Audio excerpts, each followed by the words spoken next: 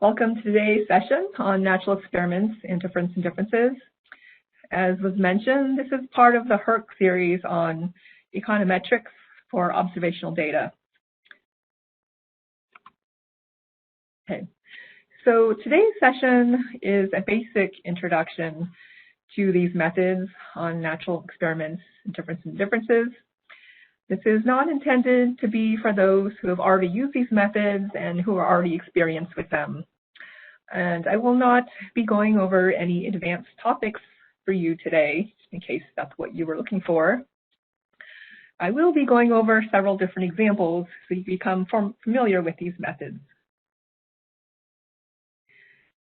So the outline for today's talk is that I'll be discussing a few issues related to causality and study design.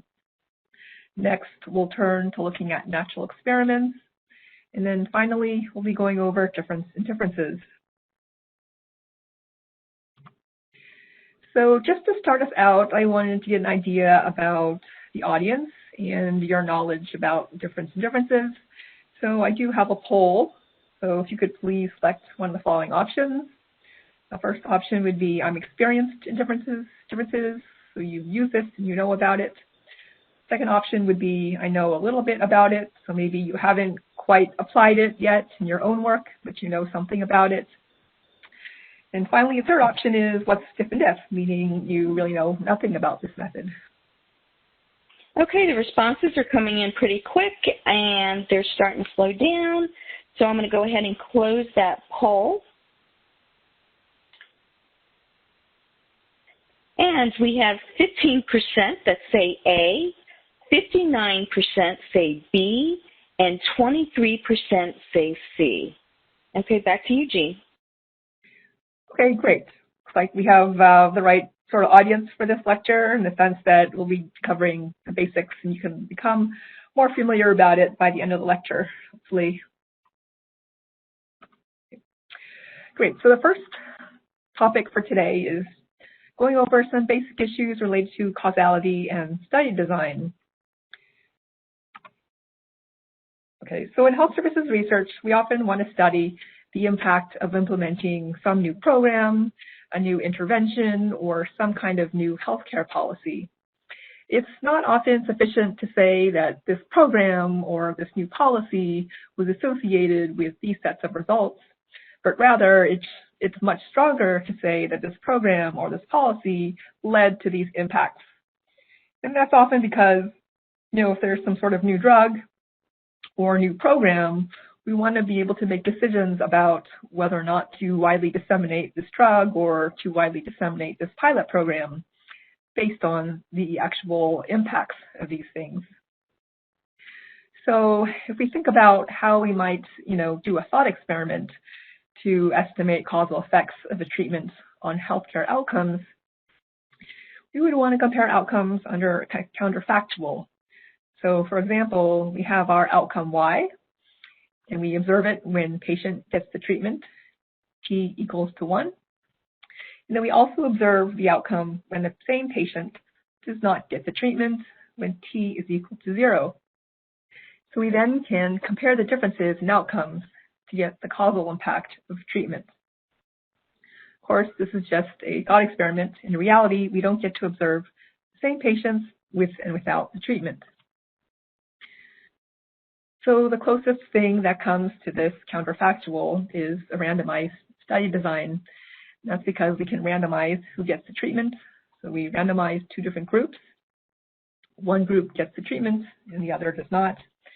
And then we can observe outcomes for both groups after the treatment. So then we can compare outcomes to get the impact of the treatment.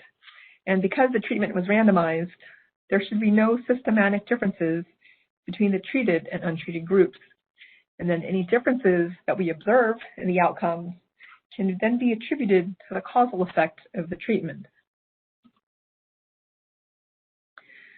So if we want to look at this in terms of our regression equation, so let's say that we have a program called P, and P is going to be equal to 0 when patients do not get randomized to the program, and it's equal to 1 when patients do get randomized to the program.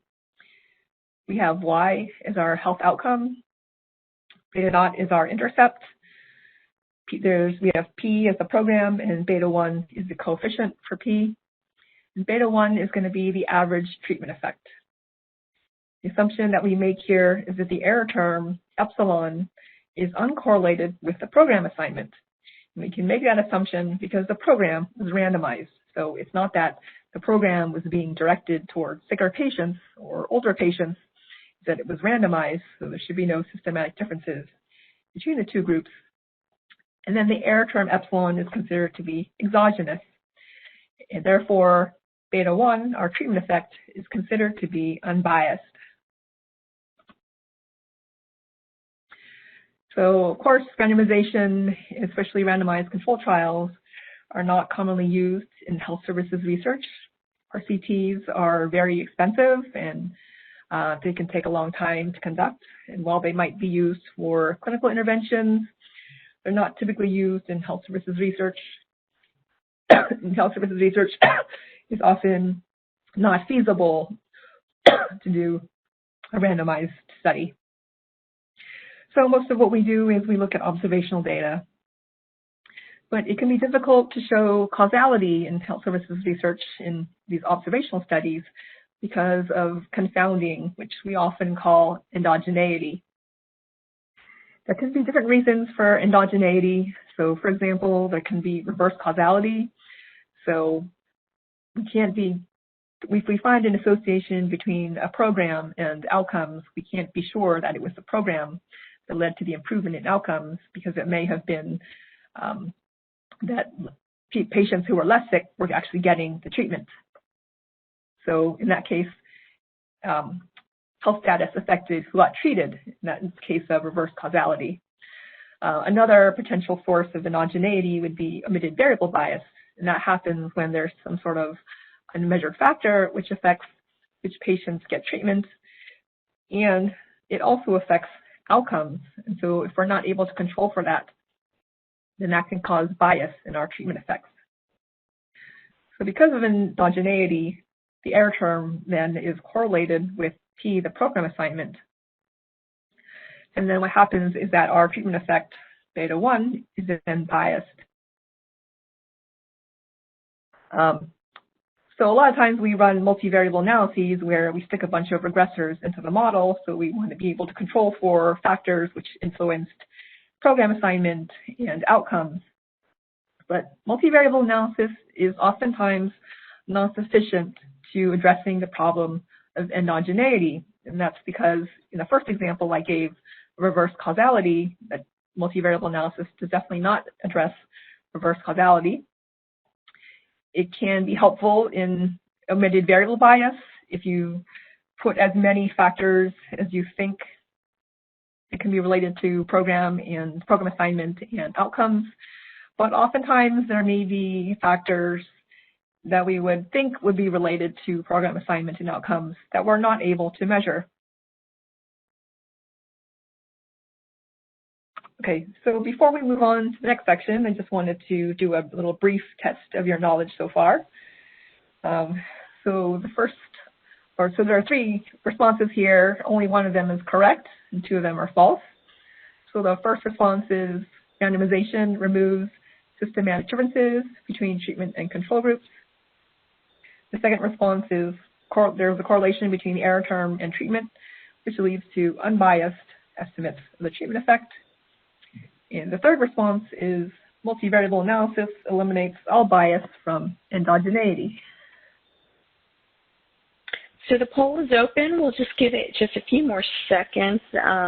People are not responding as fast as the first poll. And we'll just give it another second before I close the poll. Okay, I'm going to go ahead and close the poll. We have 92% say A, 3% say B, and 2% say C. And back to you. Great. So you're all paying great attention so far. So yes, the true answer is the first option. Randomization does remove systematic differences between treatment and control groups. The correlation between error term and treatment leads to biased estimates, not unbiased estimates of the treatment effect.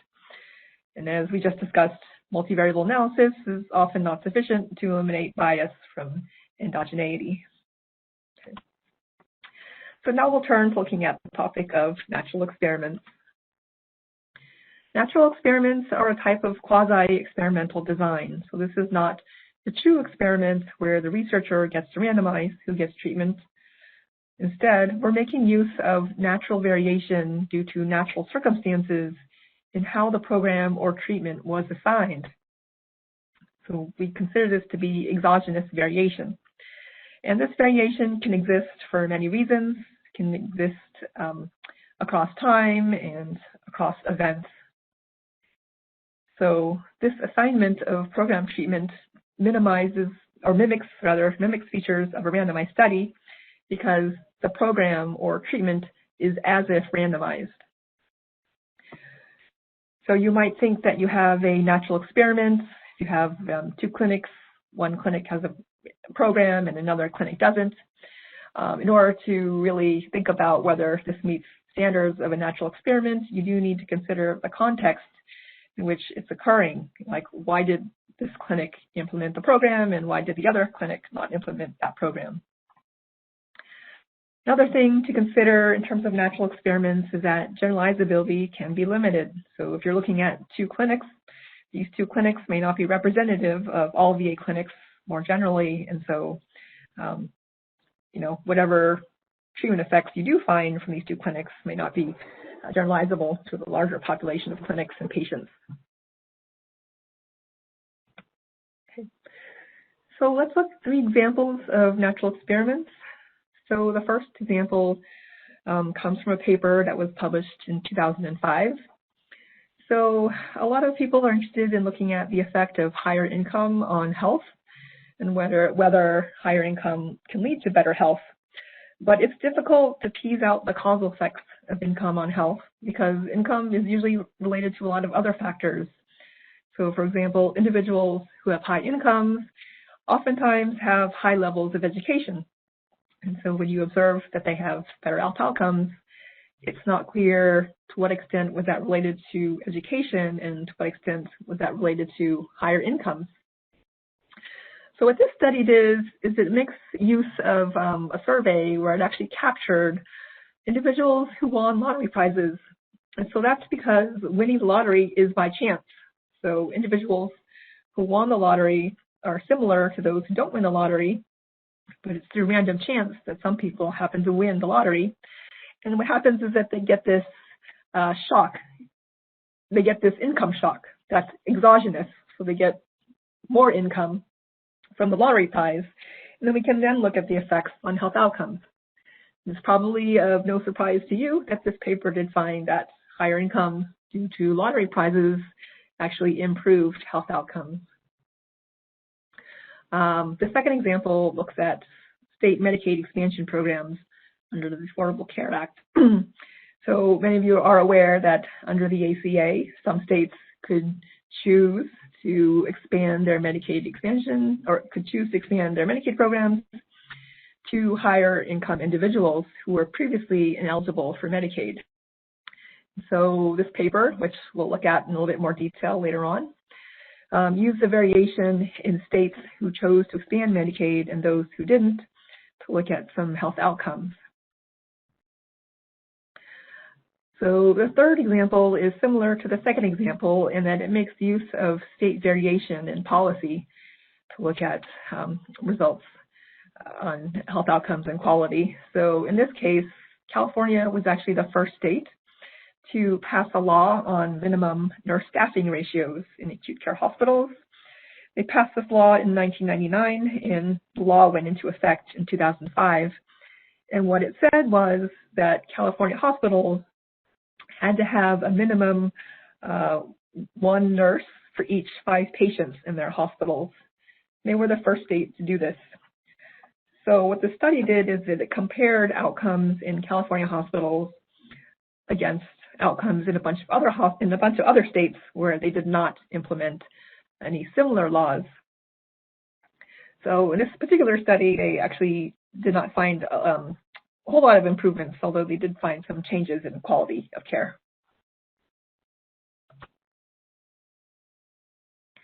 So when looking at outcomes in natural experiments, we can consider that there might be various ways to compare outcomes of treated and untreated patients. So one approach we might consider to use would be ignoring the control group and just using the change in outcomes for the treatment group over time. So if we happen to have 2 periods of time to observe their outcomes, one period in the pre-treatment period and another in the post-treatment period. So we have our regression equation where we have y is our outcome, and then we have post is an indicator for post-treatment period. Post is equal to 0 for the pre-treatment period, and it's equal to 1 for the post-treatment period. Unfortunately, beta 1 would be biased. That would be our estimate of the effect of the program or treatment. It will be biased if there were changes that were happening at the same time that were unrelated to the program or to the policy. So because we're looking at outcomes in 2 different periods, it's very possible that there were other factors happening. So for example, there was a program being implemented in a clinic. There could have been other initiatives, other changes happening in the clinic, which may have affected outcomes as well. So another possible approach to comparing outcomes would be to compare the outcomes between the treatment and control groups, but to only do that in the post-treatment period. So now here, our regression equation is slightly different from the other example. So now we still have y as our outcome, and now we have treatment as an indicator for whether or not the patients got the treatment. In this case, beta 1 could be biased if there are unmeasured differences between groups. So if one set of patients happen to be sicker and they got the treatment compared to the patients who did not get the treatment, then we would not have an unbiased estimate of the treatment effect. Okay. So a way to deal with that is, you guessed it, difference in differences. So diff and diff is often applied to natural experiments. To run diff and diff, we need data for at least 2 time periods for 2 different groups, for the treatment and the control group.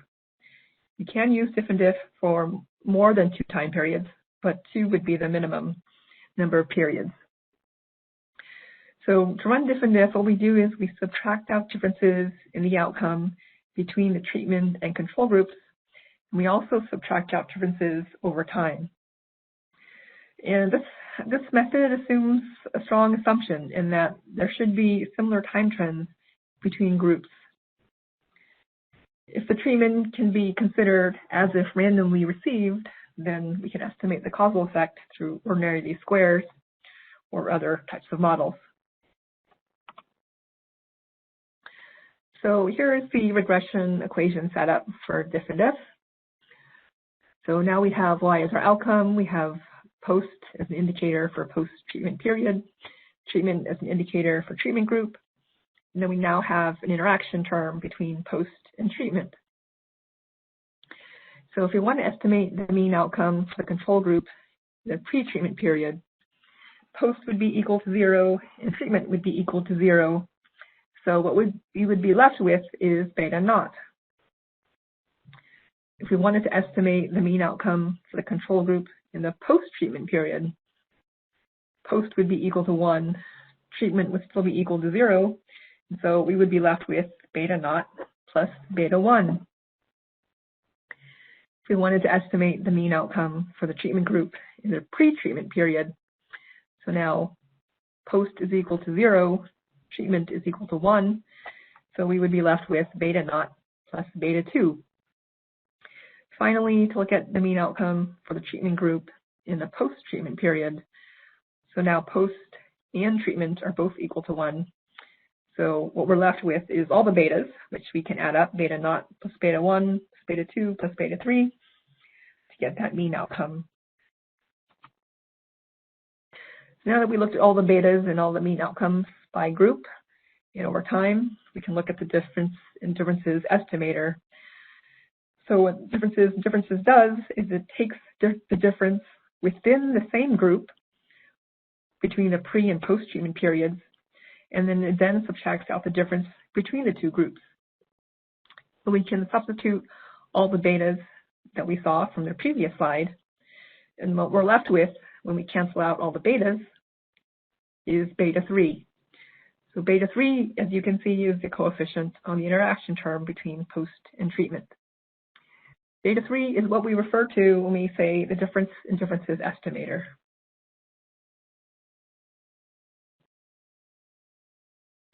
We can also look at the differences in differences estimator in terms of graphic representation. So here in this chart, we now have the same two groups. We have the control group on the bottom in the dark blue line and the treatment group on top in the lighter blue line. And so the mean outcomes are measured in both the pre and the post-treatment periods. That gray line that you see, that assumes that the treatment group and the control group would have had parallel time trends in the absence of any treatment. So if the treatment group had not gotten the treatment, patients in the treatment group would have had the mean outcome level of C. But what we actually observed is that their mean outcome was actually B. So the difference between B and C is considered to be the difference in differences estimator.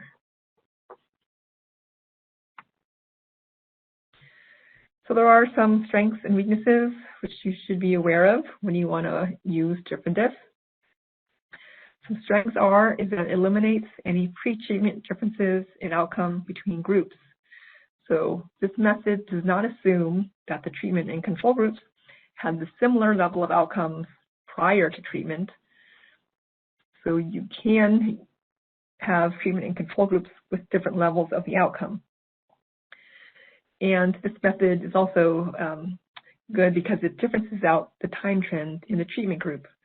So you don't want to attribute any differences in outcome in the treatment group to the treatment itself when some of that may have been to the time trend. So one of the weaknesses about diff and diff is that if there are any unobserved factors that change over time, then there can be biased estimates. So panel data is very well suited for differences and differences. Panel data is when you have data for the same patients over time. So in this regression setup now we have the outcome Y for individual I at time T. We have T as the indicator for treatment group. Post again is post-treatment period.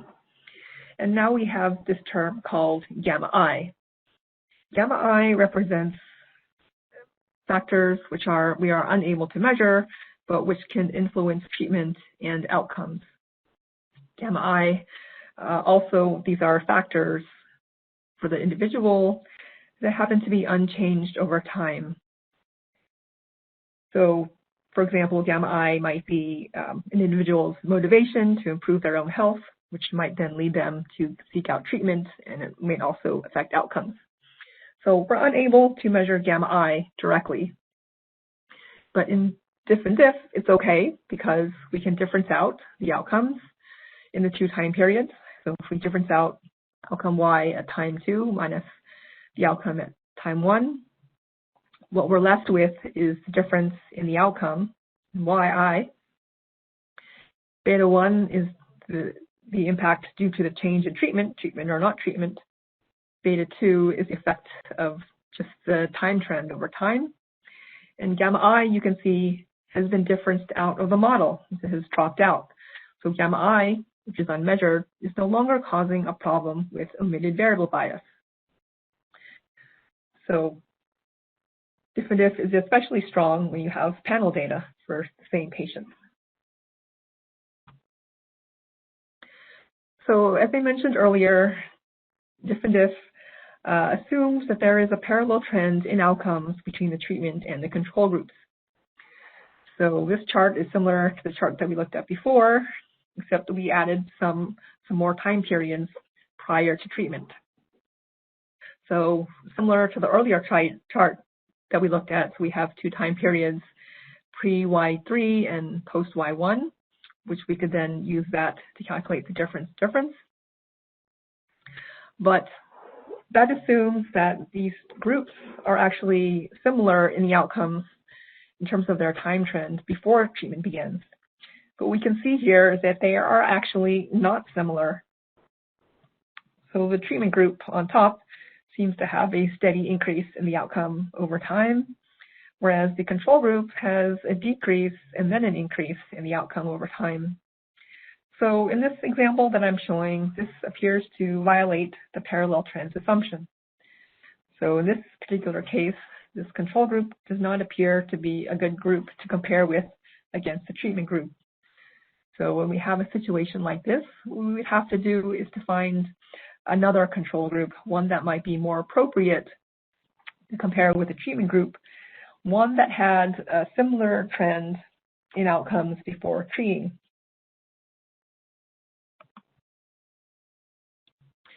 So another issue that I wanted to bring up is that in addition to looking at parallel trends, you might wonder whether or not your program or treatment, your setup is appropriate for differences and differences. One thing that you can do to test whether or not this is a good study design is that you can look at outcomes that are likely to be affected by the treatment and another set of outcomes that are not likely to be affected by the treatment. So you would only expect to find differences for the outcomes that should be impacted by the treatment. And if you find differences for outcomes that are not related to the treatment, then that would raise questions about whether you have an appropriate natural experiment and whether the effect that you're observing for the treatment really is the true treatment effect. So for example, you might have a clinic which implements a program to reduce opioid use. So what you would expect to find is that this program might reduce prescriptions that are written for opioids. But if you look at some outcome that's not supposed to be related to this opioid program, like for example, you look at prescriptions for hypertension medications, and you find that there's a decrease in hypertension medications, and that might lead you to think that there might be something else happening in the clinic that's not related to the opioid program that may have reduced prescriptions across the board.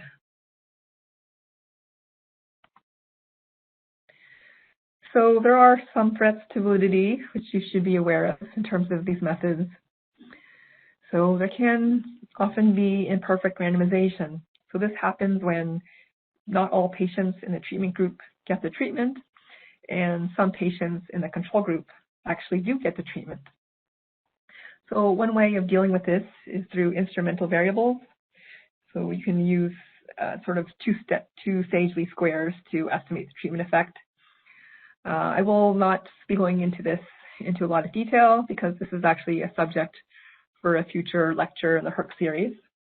So I encourage you to attend that lecture if you're interested in that. Another threat to internal validity would be there's failure to follow the treatment protocol or the attrition, so patients leave the program or treatment before they're fully treated. Another source of internal threat to validity is that treatment variation, if it turns out to be not exogenous. So if it turns out that sicker patients are the ones getting the treatment, then you don't really have a valid natural experiment or diff and diff to use for your study. Main threat to external validity is if you have a non-representative treatment or sample. So if you're studying some sort of program that's supposed to be widely implemented in primary care, but what you end up with in your natural experiment is patients who are very healthy, they might not be representative of primary care patients in general. So that would be a threaten the validity of the study. So now let's turn to an example that looks at differences and differences. So this is the second example that I had mentioned earlier. It talked about voluntary Medicaid expansions. So this is a study that was published back in 2015 in JAMA, and it looked at changes in self-reported health insurance coverage, access to care, and health after the Affordable Care Act. So what the study did is that it looked at 28 states that expanded their Medicaid programs and 22 that did not by March of 2015. They then looked at outcomes from 2015 to 2015 in low-income adults. So they have both a pre and a post policy period to look at. So this is the table from their paper. So these are their primary results. So we can see that there are various outcomes that they looked at. So the rate of uninsured adults, the rate of adults with no personal physician, the rate of adults with no easy access to medicine, and a few other measures. So we have two groups, the Medicaid expansion states for the treated group, and we have the non-expansion states, which are the untreated group. And then we have before and after the policy was put into place. So we can see that for the first outcome, for the percent uninsured in the state, you can see that there's actually a decrease in the percent uninsured in both sets of states, but the decrease is larger for the Medicaid expansion states. So the ACA is associated or led to a decrease in the percent uninsured. For the second outcome, it's a similar pattern where there was fewer adults with no personal physician in the Medicaid expansion states, and there's actually no change in the non-expansion states. So the Affordable Care Act led to a decrease in adults who said they did not have any personal physician. And we can also see the other significant effect that they found was in no easy access to medicine. So again, there was a decrease in both sets of states, but the decrease was larger for the Medicaid expansion states. So we can see that the ACA did have some causal effects on improving access to care.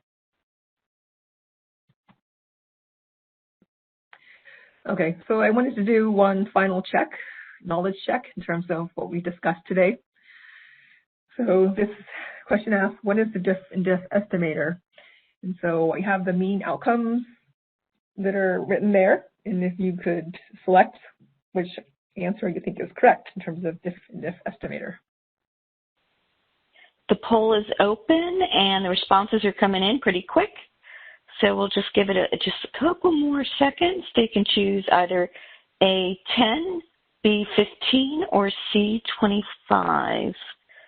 And it's slowing down, so I'm going to go ahead and close that poll. And we got 6% that said A, 86% said B, and 3% said C. And back to you, Jean. Great. It looks like most of you got the correct answer. So to calculate the diff and diff estimator, what we do is we subtract 50 from 65, which is B, 15. Some of you put 10, so that would be 50 minus 40. So that is not the diff and diff estimator. What we're trying to compare is the outcome which we observed with the outcome that we would have expected under the parallel trends assumption, which is 50. And so that's how we got that response. So if you still have questions about it, feel free to type in a question in the Q&A panel. So just to review what we talked about today, quasi-experimental methods can help address common sources of bias of treatment effects in observational studies. Natural experiments are one type of quasi-experimental method.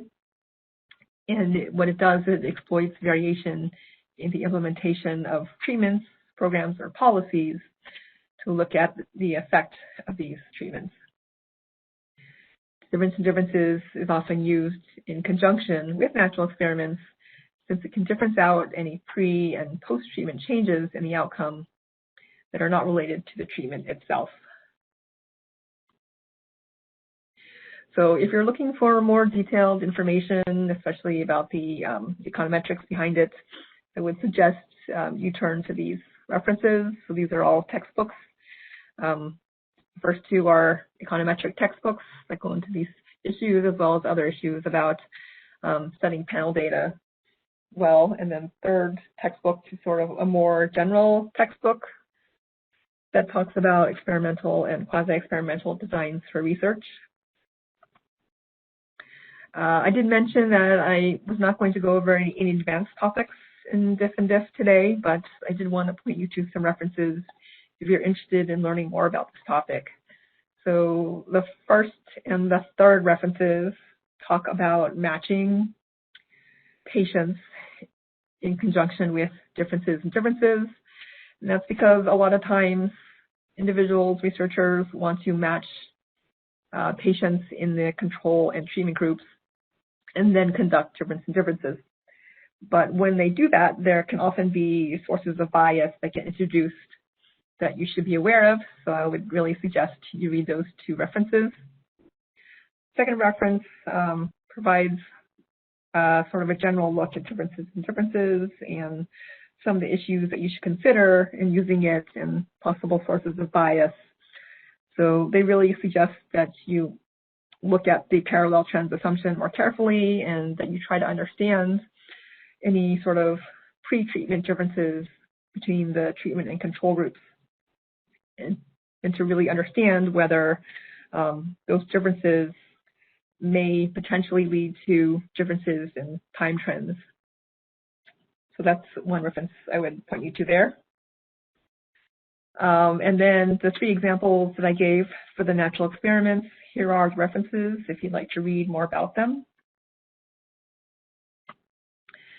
And I do want to put in a plug for the next few lectures in the HERC series. So we have one on regression to continuity, one on instrumental variables, which I mentioned earlier. And then we have a new lecture, which is new to the series, on interval regression. So looks like we have plenty of time for questions. So I think we can open it up. Mark Buntalong is a health economist at HERC, who will be helping me answer the questions today. Mark, are there any questions in you?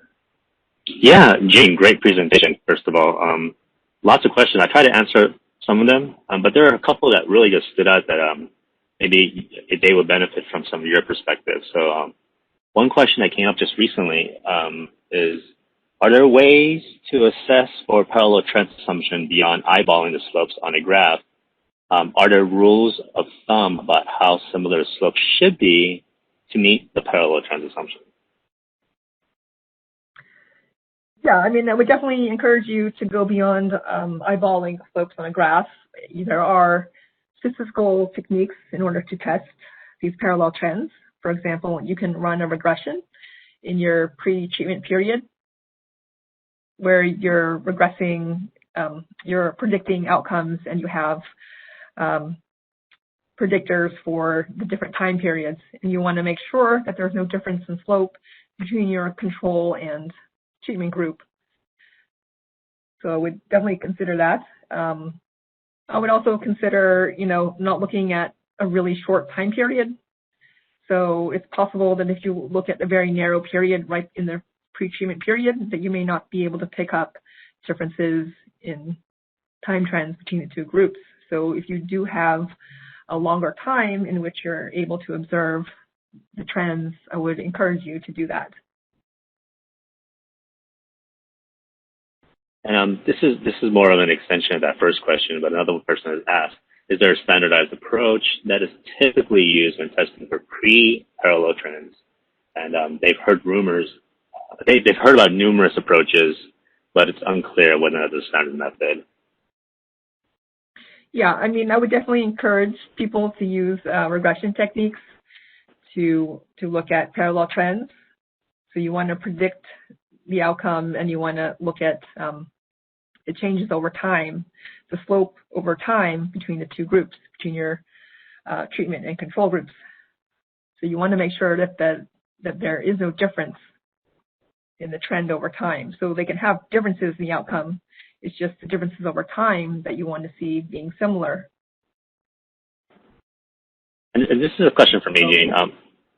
I've always heard people tell me like the rule of thumb when it comes to how much time period, how much data do you need in the time period versus the post. I'm not sure if I could find this empirically to support this sort of rule of thumb, but have you heard of this rule where you have to have twice the time period in the pre versus the post in order to get a sense of the parallel trends and being able to do the post pre-assessment? I've not heard any specific suggestions. I mean, 2 time periods, sounds fine to me. I think the important part is that if you look at too narrow of a time period, you may not be looking at you may not have enough data, rather, to pick up on the trends over time. So it would probably be better if you had more data in earlier years, so you could look at a longer time trend. You may get very different results, like if you look at short-term period versus a longer-term period, you may get different results in terms of whether or not those time trends really are parallel. Makes sense. Thank you. There is another question. This question is about multiple time periods in the DED. So do you always need to control for auto regression? Yeah, so you will have error terms that are correlated over time, so you will need to adjust for that. You have multiple time periods. So an easy way to do that is cluster robust standard errors. There are other ways of doing that, which I am less familiar with. So unfortunately, I can't point you to those, but I could probably point you to some references in order to do that. And a couple more questions about the parallel trends. This one is interesting. This was asking if the parallel trend assumption doesn't hold, what do you do? I know you mentioned something about finding another control group, but are there any other statistical design or statistical magic, or maybe a rethought thinking of the study design that could help some of those limitations? Yeah, I mean, I think you do have to use some contextual knowledge here to really figure out why these two groups don't have parallel trends. Is there something about the treatment group or control group which affects the trend and also is related to the treatment which you could potentially control for? Or are there sort of unobservable things which you're unable to control for?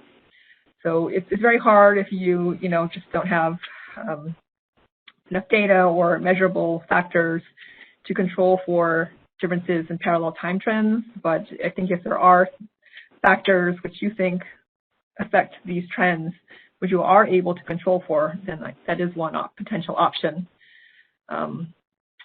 But obviously, it's a very tricky thing to do.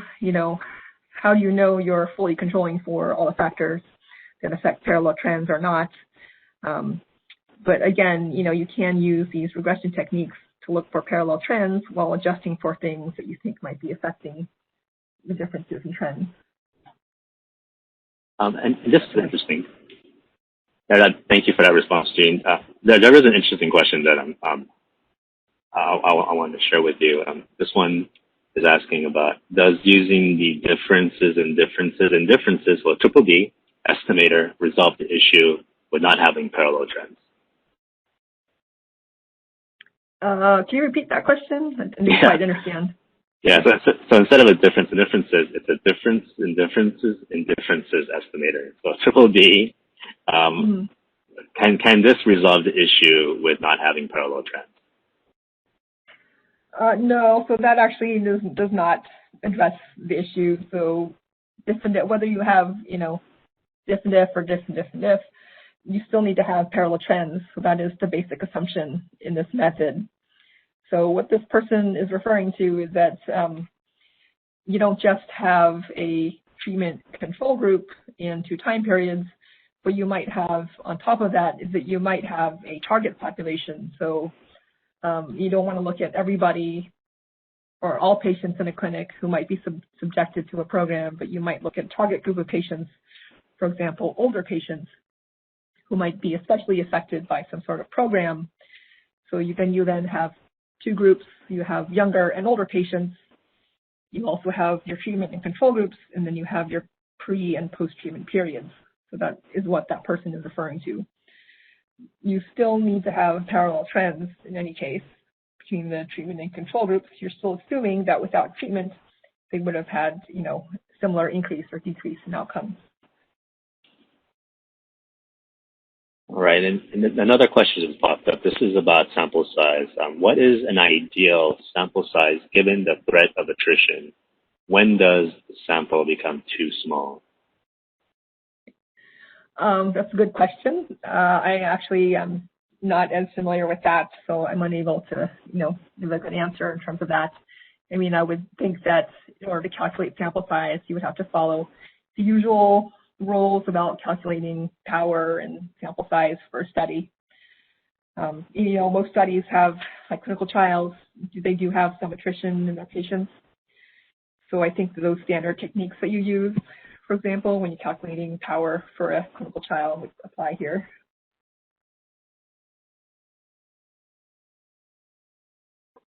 And I'm not sure, I think you may have answered this already in a roundabout way, but one question that came up through the chat was, in what years, I think they mean years in terms of time, should we examine the parallel trend assumption?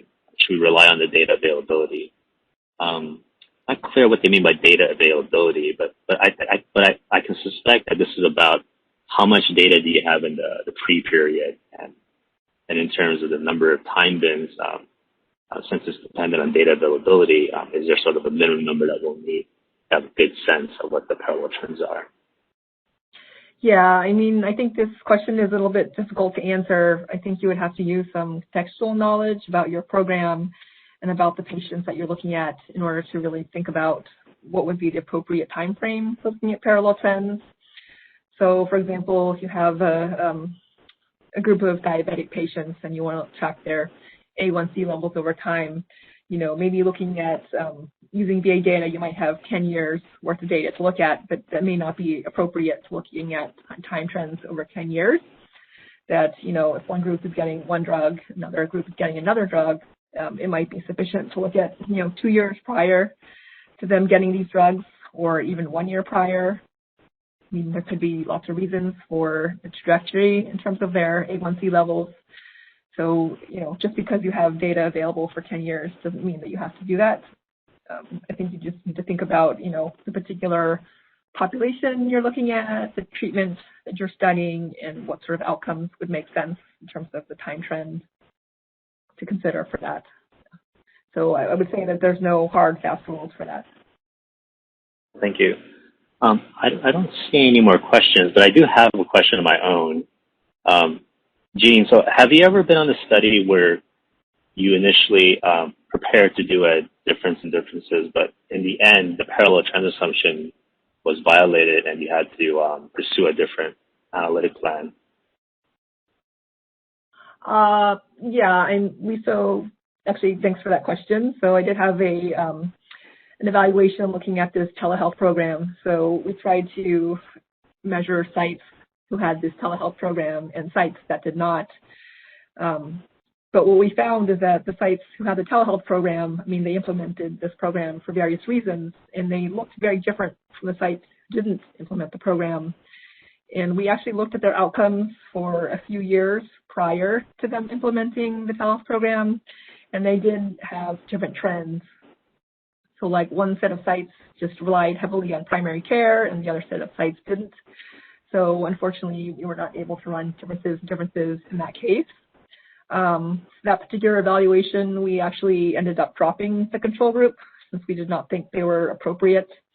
And we ended up just looking at the effects of this telehealth program among sites that had implemented the program itself. We relied mainly on sort of the timing of implementation in order to look at the effects. So more like a single group interrupt time series analysis?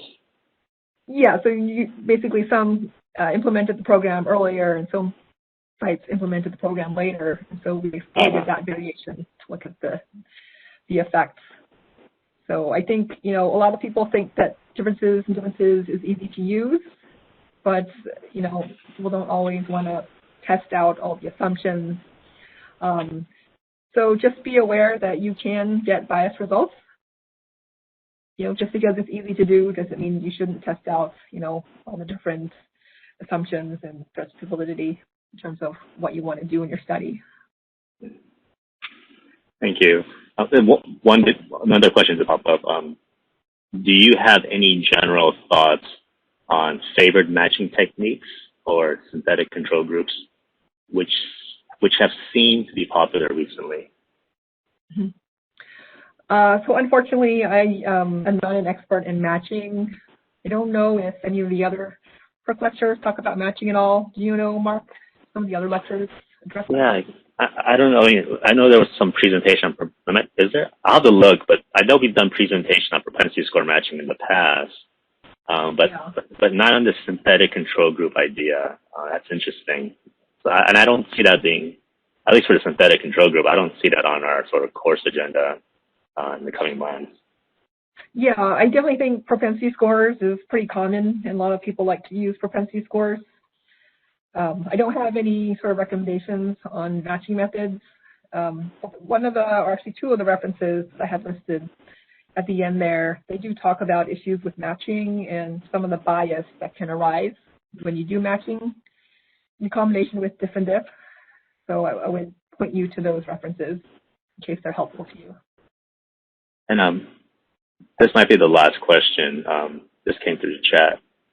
How does this relate to the causal graphs approach to causality? Do you need to analyze the conceptual setup, aka causal structure, before data is even looked at to figure out what to use or not to use for the control? So I'm not exactly sure what they're referring to when they're talking about causal chart. Is that something that you've heard about that, Mark? I'm guessing this is DAG. Maybe they're talking about developing DAGs first prior to identifying some of the data you'll be needing to collect and what you need to control for, aka control in your regression models. So I think that's what they're referring to. Yes, it is confirmed. They're referring to DAGs. Okay. Do you want to tell us a little bit about DAGs? The direct cyclic graphs by Judea Pearl. They're like causal diagrams, Jean, that help sort of conceptualize things that may be affecting the treatment assignment as well as the outcome. And it does help in terms of identifying some of the confounders in the model, as well as some of the exogenous and endogenous factors.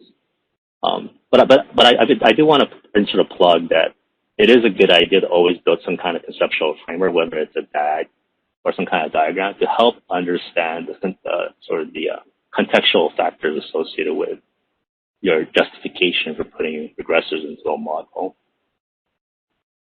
Yeah, I would totally agree with you. I mean, we don't just want to say, oh, we have this convenient natural experiment and we're going to run differences. Like, you really have to think carefully in terms of the context and the population that you're looking at and the treatment you're trying to study. That, you know, is this really sort of natural variation that there's no confounding and things like that? Like, is this really appropriate to use in terms of looking at these two groups and the treatment effect over time? So I definitely think it's important, you know, to think about it conceptually before you start analyzing all your data. I totally agree with that sentiment. Maria, how are we doing on time? Can Jean answer a few more questions? I see a couple of late submissions. You still have some time left, so you got about 7 minutes. Okay. This is actually a timely question that just came in. Do you think, Jean, this is for you, do you think the pandemic is going to or has already caused problems with these diff and diff studies? Yeah, I mean, I think especially if you're looking at, you know, a program that was implemented, you know, around the time of the pandemic, all of a sudden you have two time periods, before the pandemic and after the pandemic. How can you be sure that the outcomes that you're observing are due to the treatment? Because there's all sorts of downstream effects due to the pandemic. You know, all these sorts of lockdown policies that have, you know, shut down a lot of in-person services, elective surgeries, for example. I mean, you can imagine there's all sorts of downstream impacts on patients' health status. So I think especially right now, the pandemic, you know, it's a difficult time to look at, you know, the effects of certain kinds of programs or certain treatments. You definitely will see all sorts of things, and then it might be difficult to look at parallel trends and outcomes for patients. I mean, I think the pandemic has been disruptive in a lot of ways, and I think it'll be challenging to us health services researchers, you know, who want to look at specific programs that are not related to the pandemic and to see what the effects of those are. So I do have, you know, a project looking at telehealth, which will be especially challenging. You know, of course, everyone used to telehealth due to the pandemic, but in terms of trying to understand, you know, how do sites who already have this program compare with sites who didn't, I think it'll be especially challenging due to, certain events. There's an interesting question about ANOVA and I believe ANCOVA. What is the relative utility of a diff and diff study versus a ANOVA or ANCOVA for evidence-based practitioners? So ANOVA, I think, is a relatively simple analysis for like a regression technique where you're just looking at an outcome in a treatment and control group, and you want to control for a bunch of factors. Diff and diff is a special application where you have two groups and you have multiple observations for those groups. So it's before treatment and after treatment, and you're able to difference out time trend and to focus on differences in groups that may be due to the treatment itself. So I don't think in a lot of cases that ANOVA, like other regression techniques, would be sufficient to estimating causal impacts of treatments or programs.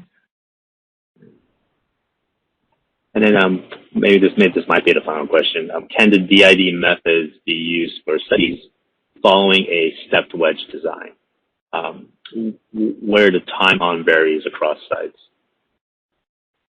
I'm sorry, can you repeat that question? I didn't quite catch the first part of it. Sure.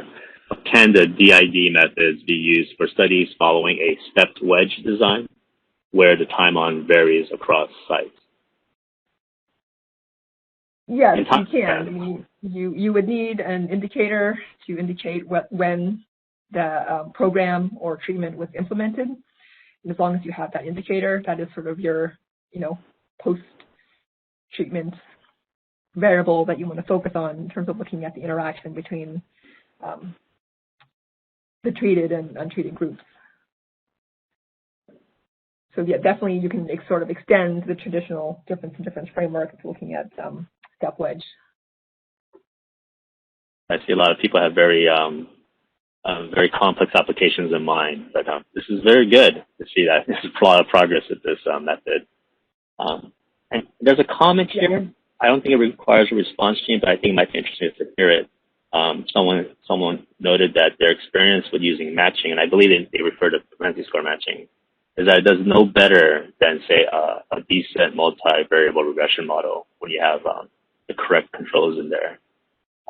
But maybe you can provide some perspective on that. Yeah, thank you for that comment. I personally have not done matching in terms of differences and differences. So it looks like this person, is able to have a lot of patience, a lot of controls that they're able to include in their model. I think people have various experiences in terms of matching. As I mentioned, matching can create problems because you're sort of selecting similar patients in the treatment and control groups. But what you do in matching is that you can end up with samples who are not representative of the treatment or control groups overall, which I think can cause some problems. So, if you're able to deal with it through traditional regression models, I think that would be the easiest way to do it. Thank you for that insight, Jean. I think you make a very good point there. So Marie, I think we might be, I'm not sure if Maria is still on, but I think we might be at the top of the hour. Oh, hello, Maria. Yeah, so looks like we're at the top of the hour. I don't see any more new questions. Well, do you guys have any closing remarks that you would like to make? Thank you for joining us today. Thank you, Mark, for helping me with the questions. And if you have any more questions, you can feel free to contact me or the HERC email address that are listed here. And we hope to see you at another HERC lecture in the future.